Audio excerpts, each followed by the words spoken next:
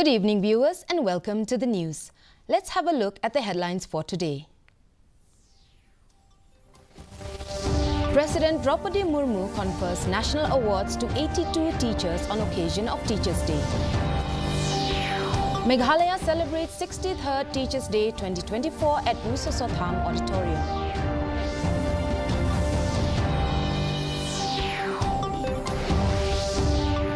Teachers receive district awards on occasion of Teachers' Day celebration.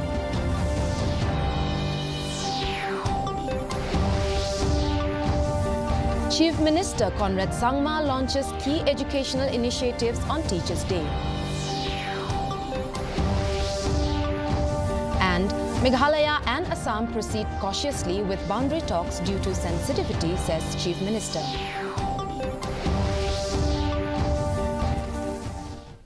Now the news in detail. Teachers' Day is being celebrated throughout the country today. The day is celebrated on the birth anniversary of educationist and former President Dr. Sarvepalli Radhakrishna. President Draupadi Murmu conferred the national awards to 82 teachers on Vigyan Bhawan in New Delhi today. The Department of School Education and Literacy, Ministry of Education, has been organizing a national-level function on Teachers' Day every year to confer the national awards to the best teachers in the country.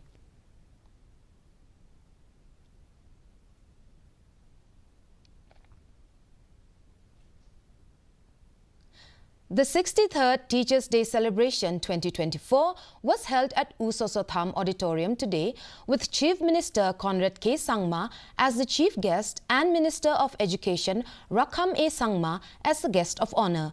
The Chief Minister emphasized the importance of teachers in cultivating future generations. He announced initiatives to improve the education sector, including positive competition among schools, exchange programs, and promoting local languages. 14 teachers received State Awards 2024 for their distinguished service, and Catherine Nongram received a special award.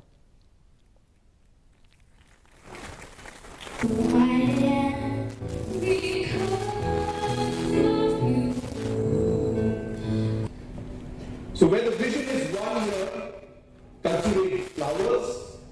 Where the vision is 10 years, cultivate trees. Where the vision is eternity, cultivate people. It's one of my more favorite quotes, I should say. And it's very meaningful on a day like this today. Because what does cultivating people mean? Where do we cultivate people? Who cultivates people? Cultivating people means imparting knowledge, education, and wisdom. The District School Education Officer of West Jaintia Hills celebrated the 63rd Teachers' Day at the District Library Auditorium in Menthong, Jowai. Addressing the event, former Education Minister Lakmin Rumbui commended the teachers for their selfless dedication in molding and shaping students for all-around development. 4 teachers were awarded the district awards. In Rebhoy, the Office of the District School Education Officer observed the Teachers' Day celebration at St. Paul's Parish Hall. District awards were presented to teachers today in recognition of their dedication and commitment. In Nongstoin, the Teachers' Day celebration was held at St. Peter's Higher Secondary School, Pendengray, Nongstoin. 3 teachers received district awards from DSEO West Khasi Hills for their outstanding contributions in the field of education. A warm welcome to you, sir. On this day. His contributions to the school and the broader community.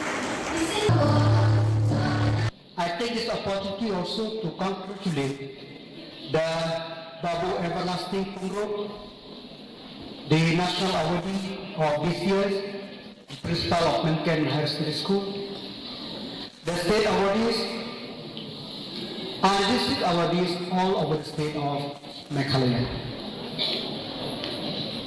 We have, we know what is the role of the teachers and how the teachers shape the society and how the teaching committee has struggled from time to time in fulfilling that profession. Chief Minister Conrad Sangma today launched the CM Impact, the CM's initiative to maximize past achievement and classroom triumph, an initiative aimed at improving the low pass rates in Meghalaya's SSLC exams. Additionally, Chief Minister Sangma launched the Science Discovery Kit, designed to nurture young inventors through experiential learning, and the Curio Bees Learning Box, which provides teaching and learning materials focused on developing foundational literacy and numeracy skills for children aged 3 to 9. The PM Poshan Guidebook was also unveiled as part of the education push.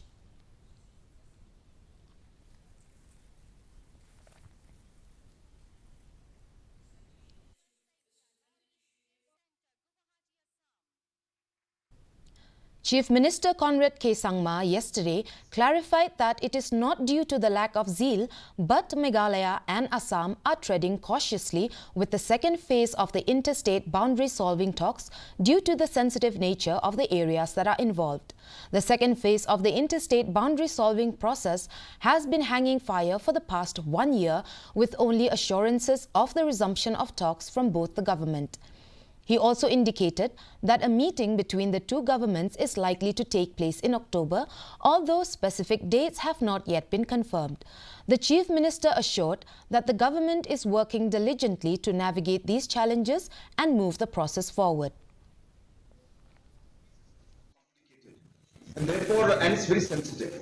And hence, whatever we do and however we move forward in things, we need to be very careful. So that's the reason why in the first phase, we looked at I shouldn't say low-hanging fruits, but the areas which we found were slightly more solvable in nature. So therefore, we are being sensitive and careful as we move forward. Locations like Lampi, locations like PCR, Kanduli, Block 1, Block 2, we understand that there are a lot of complications. So it's not as simple as the first one. And therefore, though our desire and our intention is as firm as before, but because of the sensitivity of the situation and locations, Chief Minister Conrad K. Sangma has confirmed that the centre has provided a categorical guarantee that no immigration or movement from troubled regions in Bangladesh will be allowed into Meghalaya. Sangma revealed that he had written to the Union Home Minister and also met him personally. The Chief Minister also highlighted the critical focus on border points 1250 to 1350, where fencing work is still pending. A series of meetings have been held with the Border Security Force and the Meghalaya Police to address this issue. And in my last meeting, I've already mentioned, and I've got a categorical reply and message from him: nobody will be allowed to enter our borders. One or two incidents here and there are different issues, but we're not going to see any kind of a formal or a kind of a large-scale immigration or movement of people from Bangladesh coming in. We are hopeful that the situation is now on the improving side, I should say. It's not deteriorating, still tense, but it is, I should say, slightly more stable compared to what it was initially. We are also seeing the trade normalizing at the border area also, so these are good signs. The Northeastern Regional Agricultural Marketing Corporation, NERAMAC, under the Ministry of Development of Northeastern Region donor, Government of India today organized a 2-day event titled Promotion of Millets Production in India at Meghalaya Rongali Bihu Auditorium, Shillong. The events aimed at generating awareness and promote the benefits of millets consumption to create an upstream effect of increased production by farmers. During the event, millet products were displayed in different stalls. The entrepreneurs showcased a variety of products including raw millet grains, ready-to-cook items and ready-to-eat products.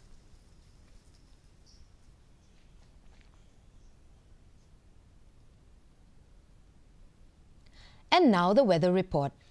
Shillong recorded a maximum temperature of 24.8 degrees Celsius and a minimum of 17 degrees Celsius.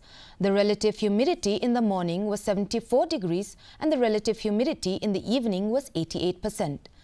No rainfall was recorded today. The forecast for tomorrow is light to moderate rainfall and thunder shower likely to occur at many places. Before we end, let's look at the headlines once again. President Draupadi Murmu confers national awards to 82 teachers on occasion of Teachers' Day. Meghalaya celebrates 63rd Teachers' Day 2024 at Usosotham Auditorium.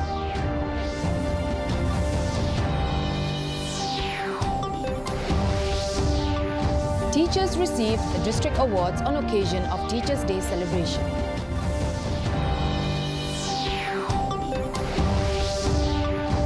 Chief Minister Conrad Sangma launches key educational initiatives on Teachers' Day.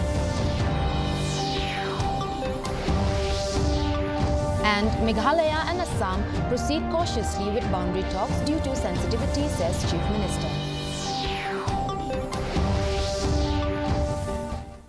That's all for today. Thank you for watching. Good night. Okay, thank you. Thank you.